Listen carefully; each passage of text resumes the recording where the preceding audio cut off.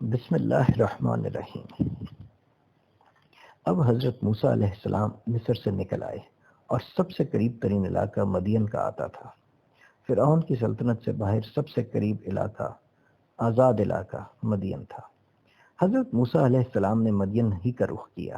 مصر سے مشرق کی طرف خلیج عقبہ کے مغربی ساحل پر واقع تھا۔ اس زمانے میں مصر سے مدین تک کوئی 8 دن کا سفر تھا۔ حضرت موسیٰ علیہ السلام نہایت بے سر و سامانی کے عالم میں گھر سے نکلے تھے۔ زیادہ راہ تک ساتھ نہ لے سکے تھے۔ خدا کے سوا اور کوئی سہارا نہ تھا۔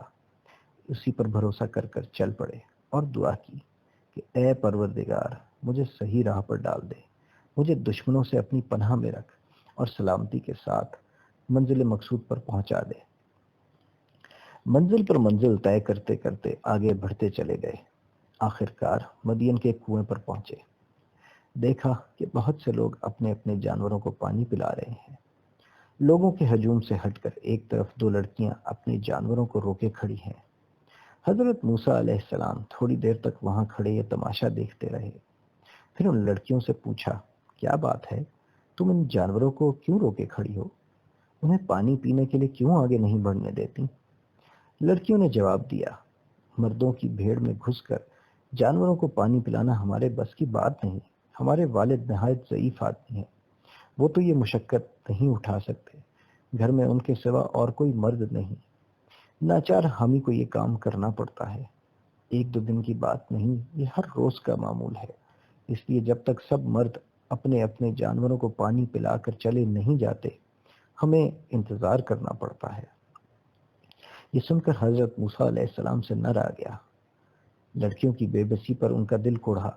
انہوں نے سوچا کہ یہاں تو وہی معاملہ ہو رہا ہے کہ جس کی لاٹھی اسی کی بھینس، طاقتور کمزوروں کو دبا رہے ہیں اور انہیں اپنے حق کے لیے نہیں لینے دیتے۔ مجھے کمزور کی مدد کرنی چاہیے۔ چنانچہ ہمت کر کے آگے بڑھے اور ان لڑکیوں کے جانوروں کو پانی پلا دیا۔ لڑکیاں اپنے جانوروں کو لے کر خوشی خوشی گھر کی طرف روانہ ہو گئیں۔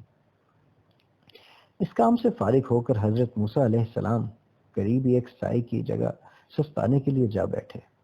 سفر کی تھکان اور بھوک اور پیاس کی شدت سے ڈھال ہو رہے تھے۔ چاہتے تھے کہ کہیں سے کھانے کو کچھ تو ملے تو پیٹ بھرے۔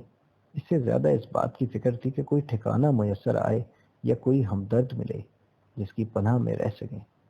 خدا تعالیٰ سے ایک بار دعا کی کہ اے پروردگار، میں تجھے سے رہنمائی اور مدد کی درخواست کرتا ہوں، میرے حال پر رحم فرما۔ لڑکیاں چونکہ اور دنوں کی نسبت ذرا جلدی گھر واپس پہنچ گئی تھیں، اس لیے ان کے والد نے تعجب سے پوچھا کہ آج اس قدر جلد کیسے لوٹ آئیں؟ کیا آج دوسرے چرواہے پانی پلانے کے لیے نہیں آئے تھے یا اور دنوں سے کم آئے تھے؟ لڑکیوں نے سارا ماجرا کہہ سنایا۔ لڑکیوں کے والد ایک نیک اور برگزیدہ بندے تھے۔ انہوں نے یہ ماجرا سنا تو کہا، بیٹے جاؤ اس بھلے آدمی کو بلا لاؤ، میں اس کا شکریہ تو ادا کروں۔ چنانچہ تھوڑی دیر کے بعد ایک لڑکی شرم و حیا سے آنکھیں نیچی کیے حضرت موسیٰ علیہ السلام کے پاس پہنچی اور کہا کہ ہمارے والد صاحب آپ کو یاد کر رہے ہیں تاکہ آپ کا شکریہ ادا کریں۔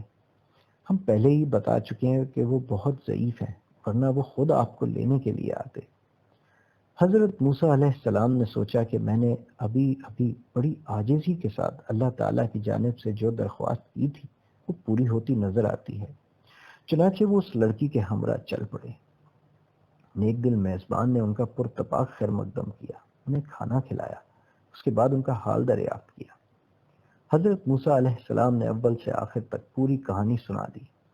اس پر انہوں نے انہیں تسلی دی اور کہا، خدا کا شکر ادا کرو کہ تمہیں ظالموں کے پنجے سے چھٹکارا مل گیا، اب خوف کو دل سے نکال دو۔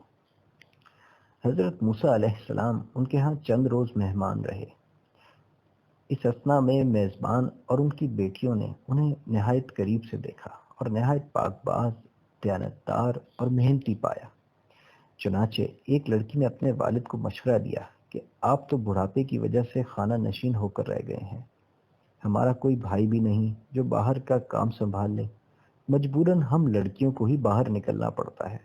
ہمارا یہ مہمان تو نوجوان ہے، ہر قسم کی محنت مشقت کر سکتا ہے، ویسے بھی بھروسے کا آدمی معلوم ہوتا ہے، چند روز سے ہمارے ہاں مہمان ہے، اس دوران میں اس نے ہماری طرف آنکھ اٹھا کر بھی نہیں دیکھا، ہمارے پاس سے ہمیشہ نظریں نیچی کر کے گزر جاتا ہے۔ کنویں پر پانی پلانے میں اس نے جس طرح ہماری مدد کی تھی، اس سے اس کی شرافت صاف ظاہر ہے۔ آپ اسے ملازم رکھ لیجئے، نہایت موزوں آدمی ہے، ضرورت مند بھی معلوم ہوتا ہے، رضامند ہو جائے گا۔ والد نے بیٹی کے مشورے پر غور کرنے کے بعد سوچا کہ جوان بیٹیوں والے گھر میں ایک اجنبی نوجوان کا رہنا مناسب معلوم نہیں ہوتا۔ آدمی شریف اور مہذب ہے اور اچھے خاندان کا بھی ہے، کیوں نہ اسے داماد بنا کر گھر میں رکھا جائے۔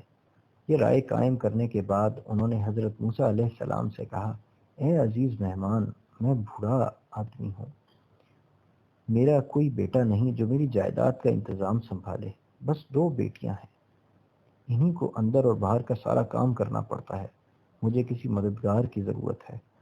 اگر تم 8 سال میرے پاس رہ کر گھر کے کام کاج میں میرا ہاتھ بٹانے کا وعدہ کرو تو میں اپنی ایک بیٹی کا نکاح تمہارے ساتھ کر دینے کے لیے تیار ہوں۔ اس رشتے سے میری غرض یہ ہے کہ مجھے کوئی سہارا مل جائے۔ اگر تم یہ ذمہ داری سنبھالنے کے لیے تیار ہو اور شادی کے فوراً بعد اپنی بیوی کو ساتھ لے کر چلے جانے کا ارادہ نہیں رکھتے تو یہ رشتہ ہو سکتا ہے۔ دیکھو، تمہیں کم از کم 8 سال میرے پاس رہنا ہوگا اور چاہو تو 10 سال پورے کر دینا۔ حضرت موسیٰ علیہ السلام خود بھی کسی ٹھکانے اور سہارے کی تلاش میں تھے۔ انہیں یہ تجویز پسند آئی، بولے، مجھے یہ شرط منظور ہے، میں کم سے کم 8 سال اور ہو سکا تو 10 سال آپ کے ہاں ٹھہروں گا اور گھر کے کاروبار اور جائیداد کے انتظام میں آپ کا ہاتھ بٹاؤں گا۔ میں یہ عہد خدا کو حاضر کر کے کہہ رہا ہوں۔ غرض نکاح ہو گیا اور حضرت موسیٰ علیہ السلام نے ہنسی خوشی زندگی کا آغاز کیا۔ انہوں نے اللہ تعالیٰ کا شکر ادا کیا کہ اس نے انہیں فرعونیوں سے کے پنجے سے نجات دلائی اور بہت جلد ایک ایسا اچھا ٹھکانہ اور مضبوط سہارا مہیا کر دیا۔ چونکہ اللہ تعالیٰ حضرت موسیٰ علیہ السلام کو نبوت عطا فرمانے والے تھے، اس لیے انہیں ایک نیک اور برگزیدہ بندے کی صحبت میں رکھ کر ان کی روحانی تربیت کا انتظام فرمایا اور نبوت کے منصب کی ذمہ داریاں سنبھالنے کے لیے تیار کیا۔ حضرت موسیٰ علیہ السلام نے کوئی 10 برس یہاں قیام فرمایا، یعنی اپنی سسرال میں ہی رہے۔ اس اثنا میں وہ فرعون وفات پا چکا تھا جس کے عہد حکومت میں وہ مصر سے نکلے تھے۔ انہوں نے سوچا کہ مصر کے لوگ پرانی باتوں کو بھول چکے ہوں گے، اگر میں اب اپنے وطن واپس جا کر اپنے خاندان والوں کے ساتھ رہنے لگوں تو شاید کسی کو خیال تک بھی نہ آئے کہ یہ وہی شخص ہے جس نے گھونسا مار کر ایک کپٹی کو قتل کر دیا تھا۔ چنانچہ وہ اپنے اہل و عیال کے ساتھ لے کر مصر کی طرف روانہ ہو گئے۔ چلتے چلتے جزیرہ نما سینا کے جنوبی حصے میں اس مقام پر پہنچے جسے آج کل بو سینا یا جبل موسیٰ علیہ السلام کہتے ہیں اور جو اس زمانے میں کوہ طور کے نام سے مشہور تھا۔ جاڑے کا موسم تھا، رات سر پر آ گئی۔ حضرت موسیٰ علیہ السلام ایک ایسے علاقے سے گزر رہے تھے جس سے انہیں کوئی زیادہ واقفیت نہ تھی۔ اس سوچ میں تھے کہ کہیں سے آگ مل جائے تو تاپنے کے لیے الاؤ جلائیں۔ اچانک دور دور کی طرف ایک روشنی دکھائی دی، سمجھے کہ آگ ہے۔ گھر والوں سے کہا کہ یہیں ٹھہرو، میں نے دور کی جانب آگ دیکھی ہے، جا کر معلوم کرتا ہوں کہ یہ کون سی بستی ہے اور مصر جانے کے لیے کون سا راستہ اختیار کرنا چاہیے، اور اگر وہ آگ ہماری ہی طرح کہ کسی راہ چلتے پھرتے مسافر نے جلائی ہے تو شاید اس سے کچھ معلومات بھی حاصل ہو جائیں، نہیں تو آگ کے چند انگارے ہی لے آؤں کہ الاؤ جلا کر رات کے وقت سردی سے بچاؤ کا انتظام کر سکیں۔ غرض وہ اہل و عیال کو وہیں چھوڑ کر حضرت موسیٰ علیہ السلام آگ کے رخ پر روانہ ہوئے۔ وہاں پہنچے تو ان کی آنکھوں نے عجیب نظارہ دیکھا۔ کوہ طور کی وادی میں ایک جگہ آگ لگی ہوئی تھی، مگر وہاں نہ کچھ جل رہا تھا نہ کوئی دھواں تھا۔ عین آگ کے اندر ایک ہرا بھرا درخت کھڑا تھا جس پر سے یک یہ ندا آئی، اے موسیٰ، یہ میں ہوں، تمہارا پروردگار، اپنی جوتیاں اتار دو، تم طور کی مقدس وادی میں کھڑے ہو، میں نے تمہیں اپنی رسالت کے لیے چن لیا ہے، تم کو جو وحی کی جاتی ہے اسے کان لگا کر سنو۔ حضرت موسیٰ علیہ السلام نے حکم کی تعمیل کی اور آواز پر کان لگا دیے، پھر ندا آئی، اے موسیٰ، بے شک میں ہی اللہ ہوں، میرے سوا کوئی بندگی کے لائق نہیں، بس میری ہی بندگی کرو اور میری یاد کے لیے نماز قائم کرو۔ دیکھو قیامت کی گھڑی ضرور آئے گی، میں اس کے وقت کو ظاہر نہیں کرنا چاہتا تاکہ لوگوں کے ایمان اور عمل کی آزمائش ہو جائے، اور پھر جس کی جیسی کچھ کوشش ہو اسی کے مطابق بدلہ پائے۔ جو لوگ قیامت پر یقین نہیں رکھتے اور اپنی خواہش کے غلام بن کر رہ گئے ہیں، ان کے پیچھے لگ کر آخرت کی فکر سے غافل نہ ہو جانا، ورنہ تباہ ہو جاؤ گے۔ اس کے بعد غیب کی ندا اور حضرت موسیٰ علیہ السلام کے درمیان کچھ اس طرح کی باتیں ہوئیں، اے موسیٰ، یہ تمہارے دائیں ہاتھ میں کیا ہے؟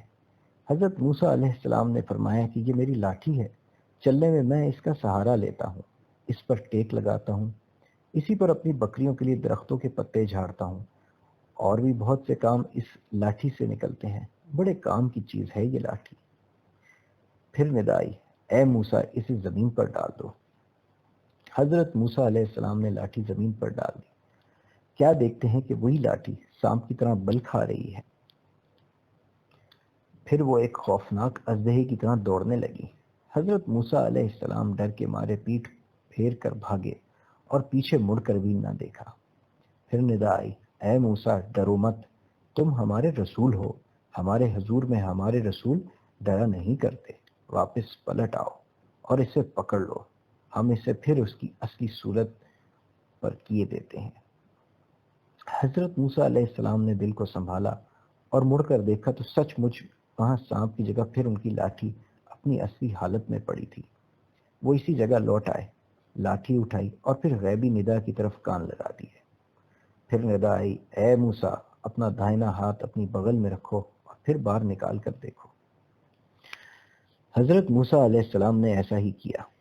جب انہوں نے اپنے ہاتھ بغل سے نکالا تو وہ نہایت روشن تھا، آفتاب کی طرح روشن مگر بے عیب۔ پھر ندا آئی، اے موسیٰ، ہم تمہیں یہ دو نشانیاں دے رہے ہیں، ایک عصا اور دوسرے ید بیضا، چمکتا ہوا ہاتھ۔ آگے چل کر ہم تمہیں اور بھی نشانیاں دیں گے۔ اے موسیٰ، مصر کے بادشاہ فرعون کے پاس جاؤ، بڑا سرکش اور نافرمان ہے، اور اس کی وجہ سے اس کی پوری قوم بد کردار ہو گئی ہے۔ اس سے کہو تمہاری مرضی ہو تو میں تمہیں تمہارے رب کی طرف تمہاری رہنمائی کروں، تاکہ تمہارے دل میں خدا کا خوف پیدا ہو اور تمہاری زندگی سنور جائے۔ اے موسیٰ، یہ دو نشانیاں اس بات کی دلیل ہیں کہ تم خدا کے رسول ہو۔ یہ فرعون اور اس کے سرداروں اور اس کی قوم کے لوگوں کے سامنے پیش کرنے کے لیے دی گئی ہیں۔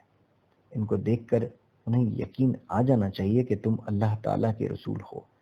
یہ سنتے ہی حضرت موسیٰ علیہ السلام کے دل میں ان تمام واقعات کی یاد تازہ ہو گئی جو انہیں مصر کی زندگی کے دوران پیش آئے